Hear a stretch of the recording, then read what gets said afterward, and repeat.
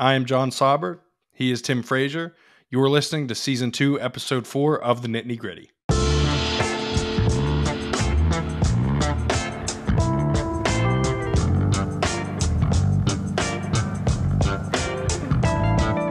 Hello and welcome to the Nittany, brought to you by Beyond the Big Ten. I am Jon Sauber, Penn State men's basketball writer at the Center Daily Times. He is Penn State legend Tim Frazier. Tim, how are the holidays? Man, been good, man. How about you, man? Happy New Year. Blessings to you and your family, man. Yeah, same to you. This was, this is a weird time of year for me, right? Like I'm usually not home for Christmas because of Penn State bowl games. Was home for Christmas this year, so got to see the family right before I left. Went down to Atlanta from the 26th to 31st, got home the 31st, and then took a long nap until pretty much today, New Year's Day. We're talking on January 1st, 2024, of course. It's been a long week. I'm still tired, but we're gonna muscle through it. Yeah, I'm sure it's been tough for you. It's been tough for me either too, because it's bowl season. You know what I mean? You feel like the guys that work so hard just to get to bowl season, and then I hate to say it, man, they laid that egg 2 days ago.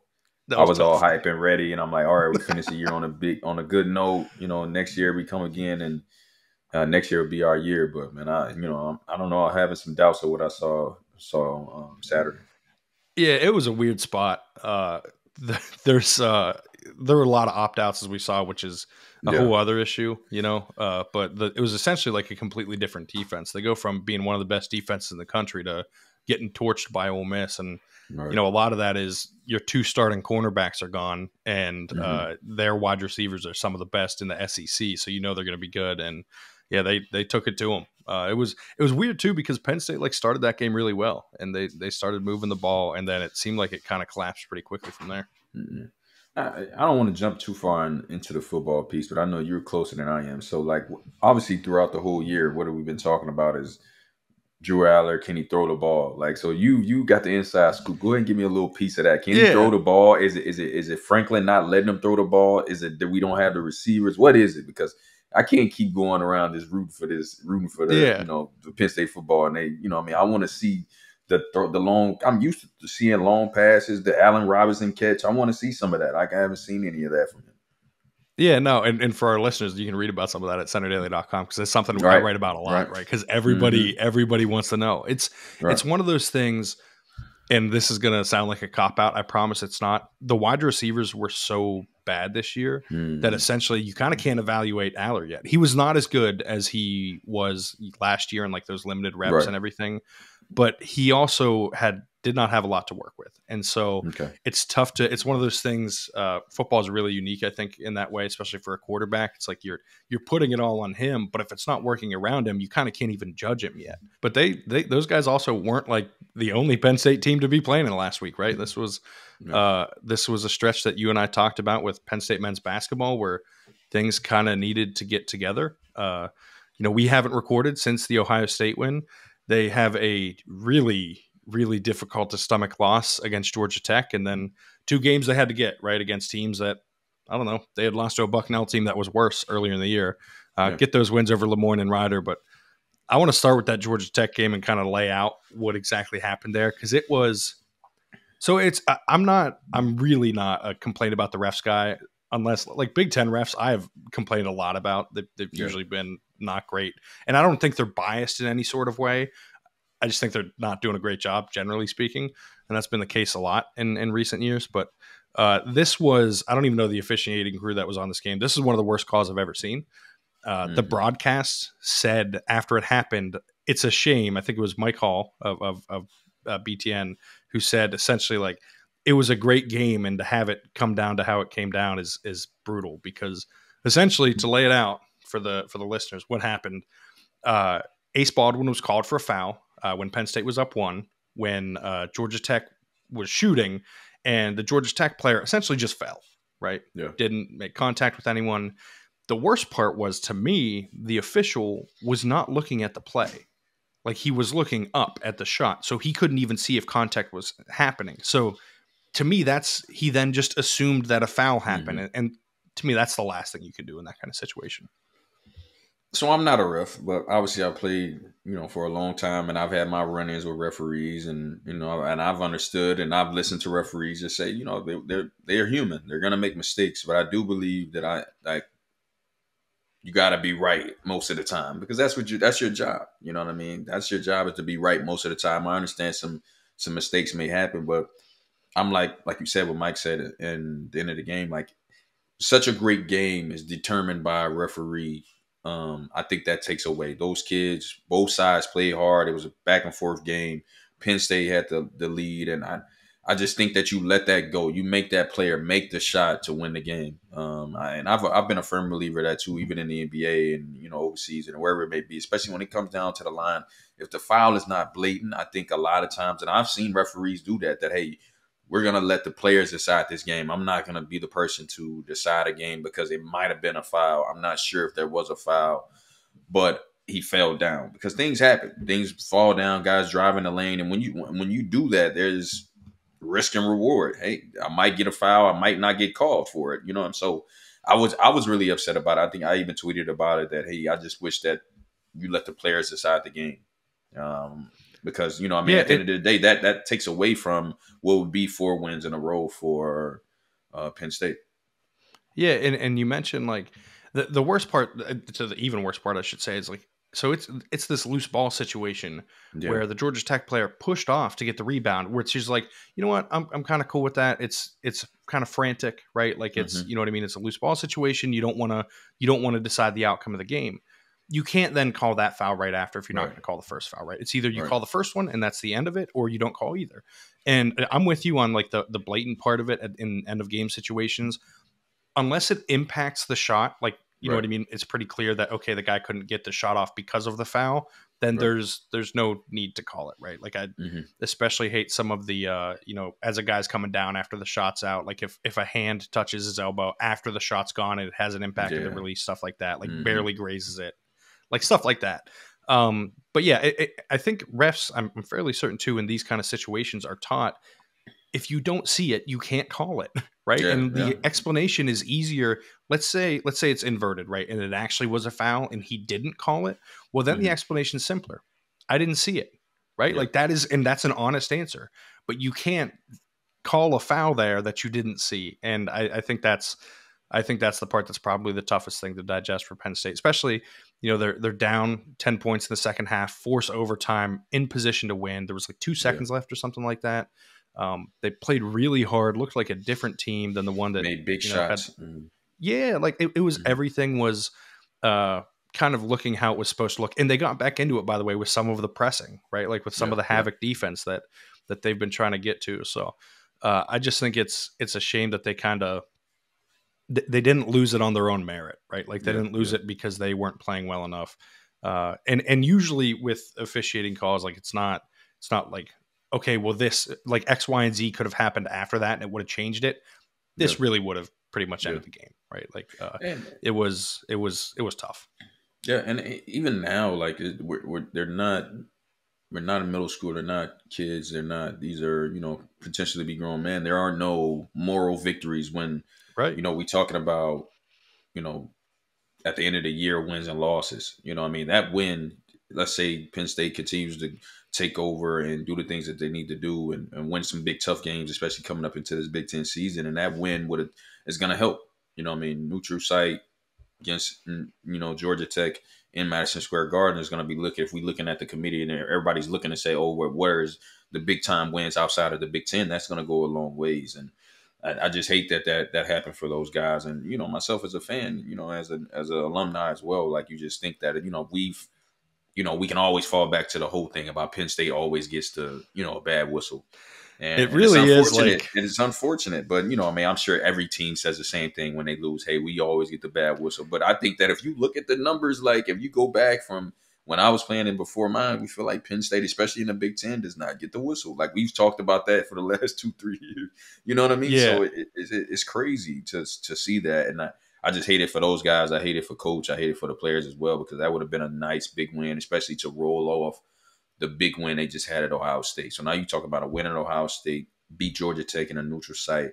We have these 2 games that we're supposed to take care of, which they did, and blow them out the water. And now we get ready for Big Ten play. Yeah, and it's funny you mentioned the like for you as like the fan and the alumni and everything, like even like so the objective observer that I am, right? Like just seeing it from the outside, you see these trends, right? It was funny. Yeah. I think it was early in the season where another reporter asked Mike Rhodes about, I think it was officiating or not getting calls despite driving the lane. It might have been preseason. I don't remember when it was. Essentially, the question was about like, hey, you know, how do you adjust when you don't get these calls, intimating, you know, this is going to happen in the Big Ten a lot. And I think Rhodes said something like, what, like, is that a thing here? And like the people in the room just kind of looked at each other. It's like, yeah, this was, and it happened with Micah Shrewsbury too, right? Like we saw when he was here, like I think it's a rude awakening for coaches sometimes when they realize like, historically it feels like, and I don't have the data to prove this, but you know, looking at it anecdotally and from what I've seen, it feels like Penn State usually gets a pretty difficult whistle. Part of that is Big Ten officials tend to skew toward the home team no matter what. Penn State doesn't have a great home environment. I wonder if that impacts it at all. You know, like maybe they're just not getting the same advantage that other teams are. I don't know. But like I said, I'm not one. I usually don't like to do the officiating thing. At the end of the day, Penn State had chances to close that out sooner. And to regulation, they did not get a good shot off to try and win it with Ace Baldwin. Took a contested three that kind of didn't have a chance. But still, when you deserve to win the game and you play well enough to win the game and you should win the game, you want to get that win. And they didn't at the end of the day. But now it all turns, right? Like you mentioned those two easy wins. There's not a lot to say there. Those are games they should win. It is good to see it happen because, like I said, they've proven they're susceptible at times to things like that. But now you go into a really difficult stretch, right? Like you're back into Big Ten play. It starts with Michigan State on the road, which is never fun. I don't know that anyone enjoys playing in the Breslin Center. It's not fun. I enjoy. Listen, true. That's fair. I think I was a little different. Obviously, no discredit to the Penn State fans because they did show out for certain games, and it was fun to be home, but. I think one of the special things about playing in the Big Ten is because the games on the road are so, intense. Like you're gonna walk into the Breslin Center, right? And it's Michigan State. The fans. I don't know if they still do the newspapers or they pop the bag. Yeah. You know what I mean? That was a big wake up call for me. Like I was so juiced and so excited to be able to go there. And obviously now you're playing against obviously one of the greatest coaches in college basketball with Izzo, and they're normally one of the best teams in the conference. So like, man, I know, and I hope these guys are juiced up like I am. It's like, man, we get to go on the road right now.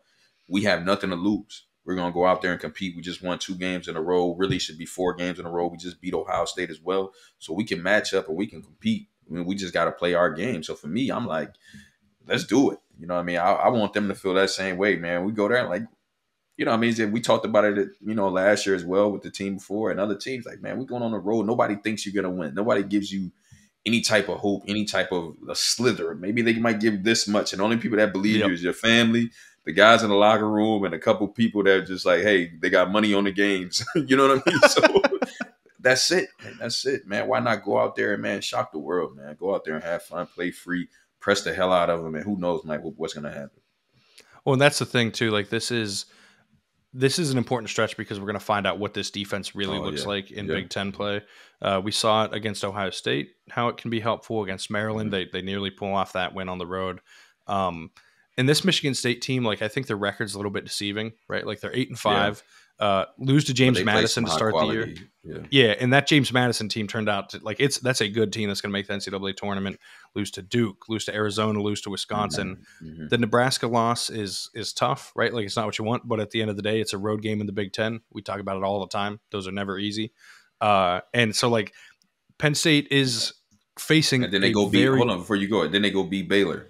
You know, right after that, literally right after that. Yeah. And I think that was even a neutral site game. So like, it's not like they were playing that one at home. So they just beat an Indiana State team that is actually kind of good. Like this is, again, it might not seem like a great win, but Indiana State's 55 in Ken Palm, which is good. Like for perspective on that, Penn State's 104 right now. And so I think like this is maybe not deceptively difficult because I think people will look at Michigan State and say, okay, it's Michigan State. They're going to be playing well, but they'll look at the 8-5, and be like, okay, maybe Penn State has a better shot than usual because Penn State's 7-6 if you want to base on the records. This is a tough matchup. Like this is, if you were to go through the schedule and kind of look at some of the games that Penn State can pick off on the road, I don't know that this is going to be one that you would pick. You know what I mean? That would be near the top of the list or anything.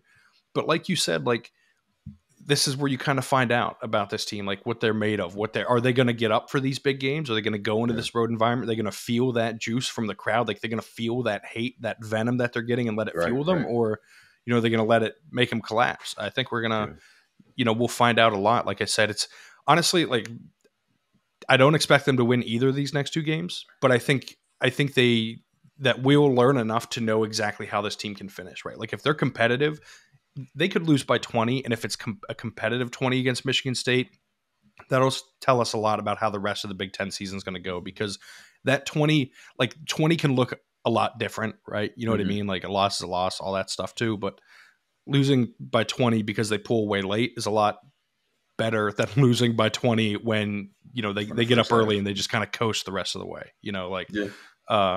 and so I think we're going to find out. Like, I think this is the kind of 2-game stretch that you learn a lot about this Penn State team and this Penn State program and how effective this defense can be in this conference. Yeah. And again, I mean, I hope they, you're ready, you're juiced up, man. Like you said, you just come off from 2 wins, and hey, man, Michigan State's coming up. You get to go there to Breslin Center and go out there and shock the world. Man, I go back to what they told me at the Big Ten Media Day when I was there, man. We're here to make some noise, and this is another opportunity to do that. To say like, hey, man, we fell down early in the season, but we're here now. We're climbing back up. So I'm looking forward to it. But I will say this too, how we talked about the Ohio State game. We got Michigan at home at 11 a.m. or 12. I think it's a noon game or 11. No, that is the Palestra game. And that is, so that crowd is going to be an awesome crowd. It is, so consistently, I will, die on this hill. The Palestra is the best arena in college basketball. It's one of the coolest places I've ever watched a game. Like I remember, so last year that Penn State played Purdue there, right? If you remember, that was early January too. And I just remember, so I sat down the first time I'd been to a game at the Palestra. They played Iowa. I was like up in the top press row. So last year I was down like on the floor, and you can feel that place, man. Like it is like no other venue that I've ever been in, and no other sport. Like Beaver Stadium for football is insane. The Big House at Michigan for football is insane. Same with Ohio Stadium for Ohio State. This is like nothing else I've been a part of at any other sporting event. It was, like I said, you can feel the people on top of you because it's all like directly on top of it. And it was, it's the coolest place in college basketball, period. End of story. Right. So I say that to say, hey, we talk about the same thing about Ohio State. We talk about this is the early game. Michigan might look at the record of Penn State or whatever it may be, and they look past it, man. And you know what I mean? You got another opportunity. Hey, go out and do it. You've done it before. And like I said, it's going to be rocking in there.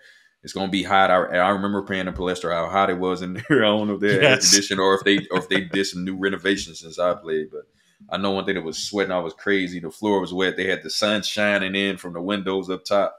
So I'm excited, man. Like you said, man, these next 2 games are going to kind of tell you where this team is going. Have they grown from, obviously the 4-5 losses in a row, the tough losses from the tournament, and have they picked up stride? Have they got a little kick in the butt to be able to like, hey man, it's time to, it's Big Ten play. It's time for us to up our game, because that's what you do.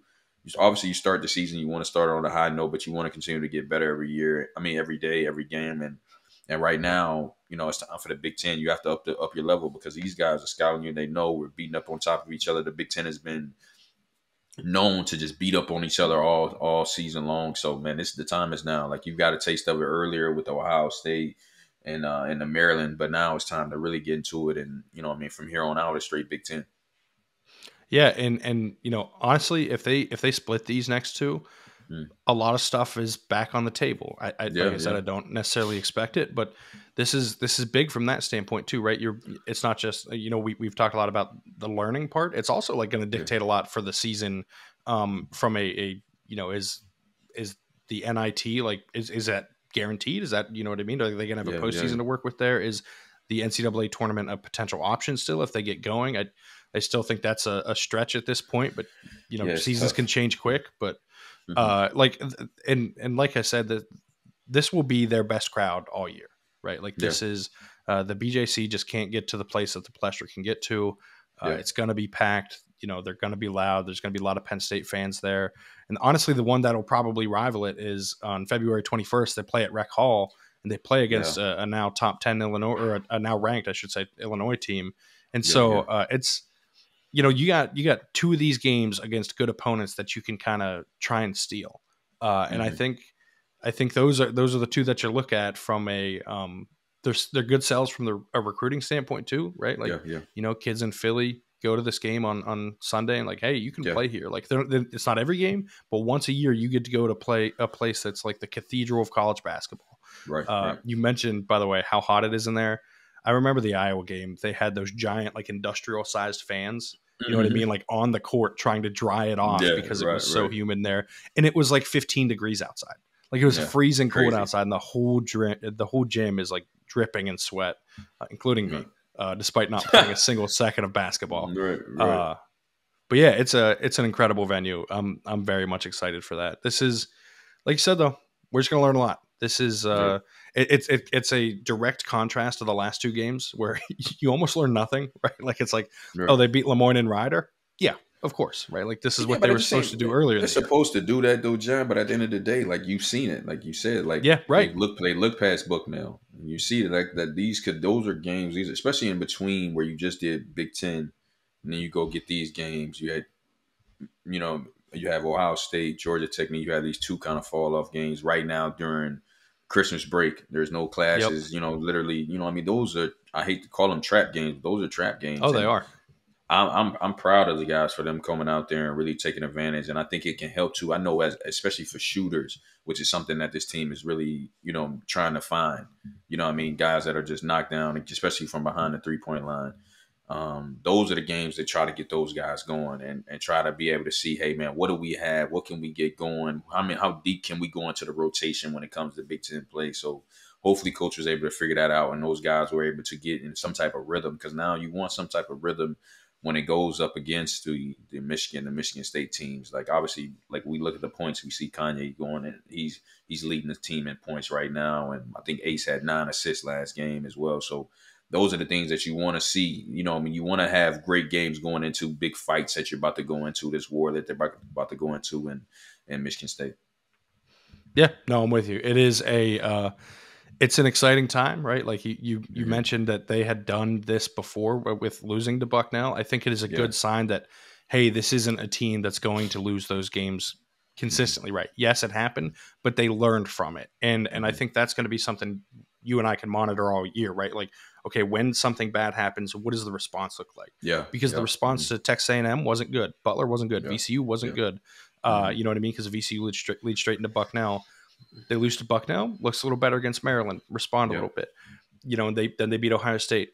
Lose to Georgia Tech in a really difficult fashion, one that can kind of create some cracks in the foundation, right, of the program. They respond by taking care of business in the next two games. So I think those responses are important, and responses to easy wins are important too, right? Like you don't want to get too up on yourself, and right, like exactly, and you don't want to get thinking that it's going to be too easy. So I think these two games, I am definitely going to enjoy them. It'll be nice to watch some Big Ten basketball again, right? Like you have. The end of December is always that weird time of year where everyone's playing no one, or you're playing like the best teams in the country. There's no in between, right? Like there's no like mediocre matchups. It's the two of the best teams in the country are facing off, or Penn State is playing Ryder. And so those are the kind of things you see, but we're getting full throttle now into conference play now that we're in the new year. I am excited. It's going to be a good time. And we are going to have all of that covered. I'm very much looking forward to that. You and I will be here throughout the season, and this is, I don't want to call it a make or break here, but the foundational year of a program is really important with a new head coach, because I think, like I said, you learn a lot of the baseline stuff, and you've been through coaching changes. I think you can learn a lot quickly about, right, like what a team looks like at the front end. Yeah, for sure. With the new coaching, I think a lot of too is the like you said, the ups and downs. How can coach, handle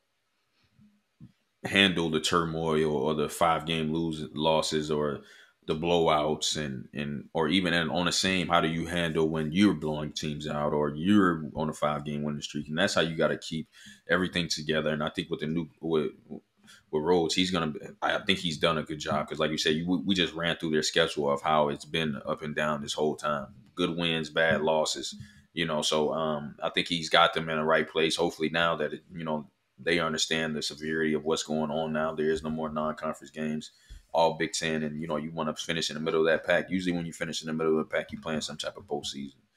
So I think that's the goal for them right now. But obviously, not to look too far ahead. They got one game coming up against Michigan State, and go from there. And whatever happens there, then you roll over, watch film, learn what you need to learn, and then move on to Michigan.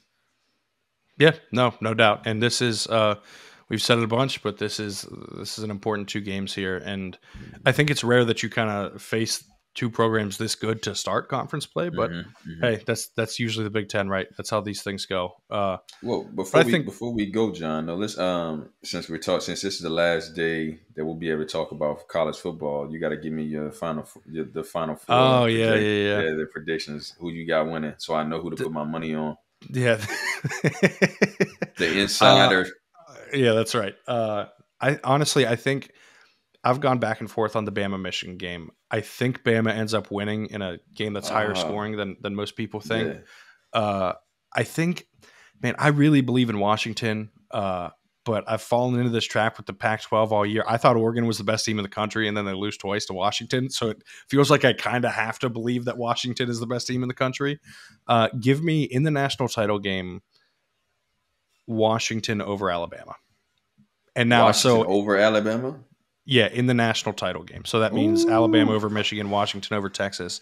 And that also means that you should absolutely be betting on Michigan and Texas today. Because I am telling you that Washington and Alabama. So my only thing is that the championship game is in Houston. Ooh. Texas. It's in Houston, Texas. Yeah. Yeah, but the thing is with those... this is the year, though. Sometimes even in college basketball is your year. Texas has been bad. They've been bad for so long. Boom. And they got the best draw. If it was Texas against Alabama or Texas against Michigan, I don't see them winning. But I see them beating Washington. I just think I see them beating Washington, and then I'm hoping that Michigan, they get over some type of hump. Then it's Texas, Michigan, or it could be Texas, Alabama again. Man, that'll be a rematch, and I think that game right of this year. Yeah. Well, or regardless, I got Texas being in the championship just because I do believe a lot of stuff. I hate to say it, that it's all about, sometimes it's about luck, and sometimes a lot of it is about revenue. So you trying to tell me you have Texas in the championship game against Houston? Well, here's the thing. The playoff title game, it's always weird because it's like a corporate event kind of more than and this is true with the Super Bowl too, than necessarily fans. So I'll be curious to see how much of that is actually Texas fans, because if they're playing Bama fans will be there. If it's Michigan fans will be there, right? Like, but no, and just to give him a shout out because he deserves it. He does this with a lot. We never mention him. Our producer Amir in the chat with us says Michael Penix is a dog, like 100%. Like that's like part of this, right? Like that is absolutely part of this. I hate that we say he's a dog, but he didn't win the Heisman. So all right, I had a Heisman vote. You did? How did you ever talk about this? No. Who did you pick? Right? Like Who did you pick? So my ballot was Jaden Daniels first, Marvin Harrison Jr. second, Michael Penix third. I don't subscribe to the. He's third. Listen, he's third best player in the country. It's pretty good. Man. Hey, listen, it's better than anyone from Texas, Bama, or Michigan, though. And so the reasoning on that, just to clear this up, because some people came at me for having him third, I don't subscribe to the, hey, just because a team went undefeated, their quarterback should win the Heisman. The award is supposed to go to the most outstanding player, regardless of none of the other stuff matters. Just like most outstanding player. Yes, LSU did not go undefeated. They lost multiple games this year. Jaden Daniels was the best player in the country, right? Yeah. Marvin Harrison, like Ohio State, lost to Michigan, yes. And he's a wide receiver, not the quarterback. He's the second most outstanding player in the country to me. So, and I actually almost voted him first, which I'm sure would have really picked him first, honestly. I thought about it, but the Daniels was so good running the ball too that I just couldn't. It was tough to deny. LSU with Daniels is like a total game changer, and I actually think they're about to play Wisconsin. I think we're going to find out just how valuable Daniels was because he's not playing in that game, and I think it's going to show. Which again, as soon as this gets posted, we're going to find out how dumb I am because it's going to be like an LSU 45-point win or something like that. But whatever, we try. Got you. So I want to make sure. So I got Texas. Yes, I got Texas. Texas versus Alabama. You take Michigan here? I was gonna say there's no way. Texas. Like Texas. You're Alabama. too much. Yeah. I'm taking Washington over Bama in the national title game. So I don't know who's winning the championship. I just got Texas and Bama. All right, you're gonna take the easy way out. No, I see how it is. But no, I think that's a good place to end this. This is going to be a lot of fun. I always enjoy the playoff, and expands to 12 next year. That's going to be a lot of fun too. Maybe Penn State can actually make it for the first time in program history. They got to make it with 12 teams. Yeah, they do. They really do. But that's a good place to leave it. You can find Tim on Twitter at TimFrazier23. You can find me at Jon Sauber. You can find all my work at CenterDaily.com. Thank you for tuning in. Have a great day.